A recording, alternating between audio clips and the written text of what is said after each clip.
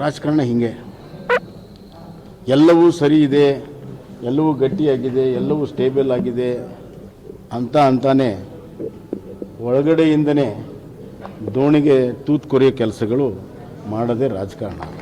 ನಾವು ಕರ್ನಾಟಕದ ಇತಿಹಾಸವನ್ನು ನೋಡಿದಾಗ ಅತ್ಯಂತ ಬಲಿಷ್ಠ ಮುಖ್ಯಮಂತ್ರಿಗಳ ಸಂದರ್ಭದಲ್ಲಿ ಹೆಂಗಾಯ್ತು ಅನ್ನೋದು ನೋಡ್ತಾರೆ. ವೀರೇಂದ್ರ ಪಾಟೀಲರು ಭಾಳ ಬಲಿಷ್ಠ ಮುಖ್ಯಮಂತ್ರಿಗಳಿದ್ದರು. ರಾತ್ರೋರಾತ್ರಿ ಎಲ್ಲ ಶಾಸಕರು ಬದಲಾವಣೆ ಆದ. ಮುಂದೆ ದೇವರಾಜ್ ಅರಸರು ಅಂತ ಎರಡನೇ ಬಾರಿ ತಮ್ಮ ಸ್ವಂತ ಶಕ್ತಿ ಮೇಲೆ ಆಯ್ಕೆಯಾಗಿ ಮುಖ್ಯಮಂತ್ರಿ ಆಗಿದ್ದು. ರಾತ್ರೋರಾತ್ರಿ ಬದಲಾವಣೆ ಮಾಡಿ ಗುಂಡೂರಾವ್ ಅವರು ಮುಖ್ಯಮಂತ್ರಿ ಆಗಿದ್ದರು.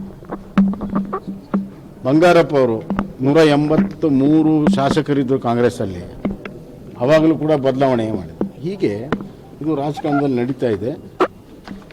ರಾಜ್ಯ ಸರ್ಕಾರ ಇವತ್ತು ಕಳೆದ 1.5 ವರ್ಷದಲ್ಲಿ ಏನೇ ಪರ್ಫಾರ್ಮೆನ್ಸ್ ಮಾಡದಿರೋ ಕಾರಣದಿಂದ ಜನ ಅಂತೂ ಭ್ರಮ ನಿರಸನಗೊಂಡಿದ್ದಾರೆ. ಅದರ ಜೊತೆಗೆ ಆಡಳಿತ ಪಕ್ಷದ ಶಾಸಕರು ಕೂಡ ಭ್ರಮ ನಿರಸನಗೊಂಡಿದ್ದಾರೆ. ಇದು ಕೂಡ ಒಂದು ಪ್ರಮುಖ ಕಾರಣ.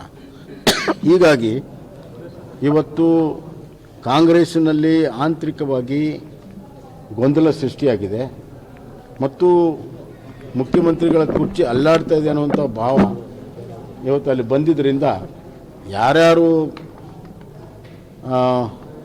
ಅಲ್ಲಿ ಕುರ್ಚಿಯಲ್ಲಿ ಕೂತ್ಕೋಬೇಕನ್ನುವಂಥ ಮನದಾಳದ ಇಷ್ಟು ವರ್ಷದ ಆಸೆ ಇವತ್ತು ಹೊರಹೊಮ್ತಾ ಇದೆ.